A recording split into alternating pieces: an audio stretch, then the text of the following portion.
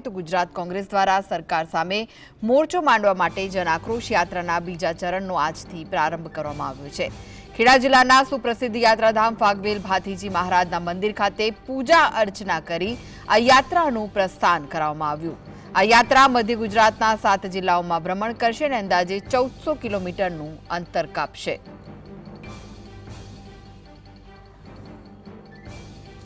તો કોંગ્રેસની જન આક્રોશ યાત્રાનો પ્રારંભ થયો છે। આજથી બીજા ચરણનો પ્રારંભ કરવામાં આવ્યો છે। ખેડા જિલ્લાના સુપ્રસિદ્ધ યાત્રાધામ ફાગવેલ ભાથીજી મહારાજના મંદિર ખાતેથી આ યાત્રાનું પ્રસ્થાન કરવામાં આવ્યું। પ્રસ્થાન પહેલા જ મંદિરમાં પૂજા અર્ચના પણ કરવામાં આવી હતી। કોંગ્રેસની જન આક્રોશ યાત્રા છે તે મધ્ય ગુજરાતના 7 જિલ્લાઓમાં ભ્રમણ કરવાની છે અને અંદાજે 1400 કિલોમીટરનું અંતર કાપશે। તો અનેક કાર્યકર્તાઓ યાત્રામાં જોડાયા છે, નેતાઓ જોડાયા છે। ત્યારે કોંગ્રેસની જન આક્રોશ યાત્રાનો બીજા તબક્કાનો આજથી પ્રારંભ થયો છે।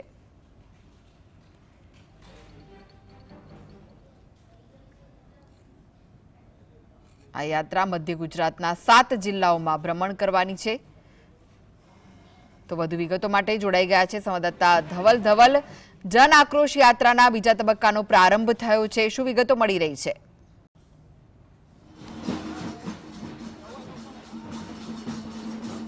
જી ચોક્કસથી કૃષ્ણા વાત કરવામાં આવે તો જન આક્રોશ યાત્રાના બીજા તબક્કાનો જે પ્રારંભ છે તે ખેડા જિલ્લાના ફાગવેલથી કરવામાં આવશે। જે પ્રમાણે તમે જોઈ રહ્યા છો તે પ્રમાણે કોંગ્રેસના પ્રદેશ પ્રમુખ અમિત ચાવડા સહિત પ્રભારી ઓમ રામકિશન ઓઝા સહિતના જે નેતાઓ છે તે અત્યારે હાલ ફાગવેલ મંદિર ખાતે પહોંચ્યા છે। ત્યાં આગળ તેમના આદિવાસી જે વાઘિંત્રો છે તેમના દ્વારા પ્રદેશ પ્રમુખ અમિત ચાવડાનું જે છે તે ભવ્ય સ્વાગત કોંગ્રેસના નેતાઓ દ્વારા કરવામાં આવી રહ્યું છે। જે પ્રમાણે દ્રશ્યોમાં જોઈ શકાય તે પ્રમાણે આદિવાસી જે વાજિંત્રો છે તેનાથી તેમનું સ્વાગત કરાઈ રહ્યું છે। તો સાથે જ મહત્વની બાબત એ છે કે જે ફાગવેલ ખાતે આવેલા જે ભાથીજી મહારાજનું ધામ છે ત્યાં આગળ પણ કોંગ્રેસના પ્રદેશ પ્રમુખ અમિત ચાવડા દ્વારા ધ્વજારોહણ કરવામાં આવશે। ત્યાં આગળ ભાથીજી મહારાજના જે દર્શન છે તે કરવામાં આવશે અને ત્યારબાદ જે આ યાત્રા છે તેના બીજા તબક્કાનો જે શરૂઆત છે તે કરવામાં આવશે।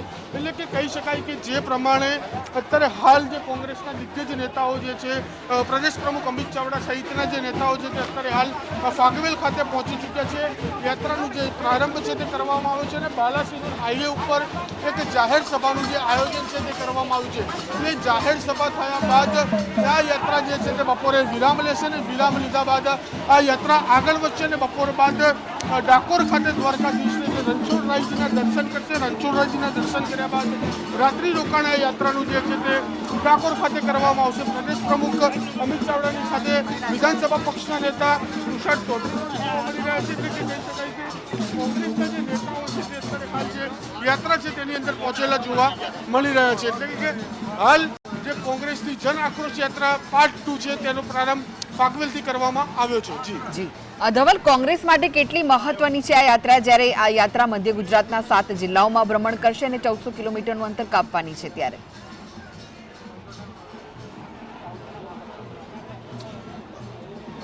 જી ચોક્કસથી કોંગ્રેસ માટે એટલી જ મહત્વની આ યાત્રા છે કારણ કે મધ્ય ગુજરાતના જે 7 જિલ્લાઓમાં યાત્રા ભ્રમણ કરવાની છે। એટલે કે આશરે 1400 કિલોમીટર જેટલો રૂટ છે તે યાત્રા કાપવાની છે। એટલે કે મહત્વની એટલા માટે છે કારણ કે અગાઉ ઉત્તર ગુજરાતમાં જે પ્રથમ તબક્કો હતો તે પૂર્ણ કરવામાં આવ્યો હતો। ઉત્તર ગુજરાતની અંદર જે જિલ્લાઓ છે ત્યાં આગળ આ યાત્રા ફરી હતી, જેમાં બનાસકાંઠા છે, મહેસાણા છે, પાટણ છે તે યાત્રા ફરી હતી। હવે બીજો તબક્કો એટલે કે મધ્ય ગુજરાતમાં યાત્રા ફરવા જઈ રહી છે। એટલે કે મધ્ય ગુજરાતના જિલ્લાઓની વાત કરવામાં આવે તો ખેડા છે, આણંદ છે, પંચમહાલ છે અને દાહોદની અંદર જે કંબોઈ ધામ આવેલું છે ત્યાં આગળ યાત્રાનું જે સમાપન છે તે કરવામાં આવશે। એટલે મહત્વની યાત્રા એટલા માટે ગણી શકાય કારણ કે જે બળાત્કાર મહિલા ઉપર થતા અત્યાચાર છે, સાથે જે શિક્ષણનો મુદ્દો છે, બેરોજગારીનો મુદ્દો છે, દારૂ અને ડ્રગ્સના મુદ્દા છે તે તમામને તમામ મુદ્દે અત્યારે હાલ જે કોંગ્રેસ જે યાત્રા કરી રહી છે, જે પ્રમાણે બનાસકાંઠાથી જે યાત્રા શરૂ કરવામાં આવી છે તેની અંદર ડ્રગ્સ અને દારૂનો મુદ્દો છે તે ખૂબ જ મહત્વનો બની રહ્યો હતો। એટલે આ જ યાત્રાની અંદર આ જ મુદ્દા સાથે અત્યારે હાલ જે કોંગ્રેસના નેતાઓ છે તે નીકળ્યા છે। એટલે કે બીજા તબક્કાની અંદર પણ આ જ તમામ મુદ્દા છે તે તમામ મુદ્દા સાથે કોંગ્રેસના આગેવાનો આ યાત્રામાં નીકળ્યા છે અને અત્યારે હાલ જે પ્રમાણે જે આગામી ચૂંટણીઓ આવી રહી છે, નગરપાલિકા, મહાનગરપાલિકા, કોર્પોરેશનની જે ચૂંટણીઓ છે તેને લઈને પણ આ યાત્રા ખૂબ જ મહત્વની સાબિત થાય તેવી પણ શક્યતાઓ અત્યારે હાલ જે છે તે જોવા મળી રહી છે. એટલે કે કહી શકાય કે અત્યારે જે પ્રમાણે દ્રશ્યોમાં દેખાય છે તે પ્રમાણે કોંગ્રેસના જે નેતાઓ છે તે ભાથીજી મહારાજના જે દર્શન છે તે દર્શન કરવા માટે પહોંચી રહ્યા છે અને દર્શન કર્યા બાદ આ યાત્રાનો જે વિધિવત પ્રારંભ છે તે કરવામાં આવશે અને એક જાહેર સભાનું આયોજન કરવામાં આવશે. એટલે કે એ જાહેર સભાની અંદર જે તમામે તમામ આસપાસના નાગરિકો છે, કોંગ્રેસના કાર્યકર્તાઓ છે, તેઓ હાજર રહેશે. કોંગ્રેસના કાર્યકર્તાઓ દ્વારા અમિત ચાવડાનું જે અભિવાદન છે તે પણ ઝીલવામાં આવશે. એટલે કે કહી શકાય કે આ યાત્રા એટલી જ મહત્વની બની રહેશે જેટલી માનવામાં આવી રહ્યું છે. જે પ્રમાણે આદિવાસી જે વાજિંત્ર છે તેના દ્વારા અત્યારે હાલ યાત્રાનું જે સ્વાગત છે તે કરવામાં આવી રહ્યું છે. ભાથીજી મહારાજના જે અત્યારે સાનિધ્યમાં કોંગ્રેસની યાત્રા પહોંચી છે, અહીંયાથી આજે બીજા તબક્કાની જે શરૂઆત છે તે અત્યારે હાલ કરવામાં આવી રહી છે. એટલે કહી શકાય કે આ કોંગ્રેસની યાત્રા અત્યારે હાલ જે બીજો તબક્કો છે તે ખૂબ જ મહત્વનો બની રહેશે. એટલે જે શિક્ષણ, બેરોજગારી સહિતના જે મુદ્દાઓ છે તે મુદ્દાઓને લઈને અત્યારે હાલ કોંગ્રેસ જે જન આક્રોશ યાત્રા જે સમગ્ર ગુજરાતની અંદર ફરવાની છે, 4 તબક્કાની અંદર ગુજરાતમાં ફરવાની છે. ઉત્તર ગુજરાત પૂર્ણ કર્યા બાદ અત્યારે હાલ મધ્ય ગુજરાત, દક્ષિણ ગુજરાત અને સૌરાષ્ટ્રમાં પણ આ યાત્રા ફરવાની છે.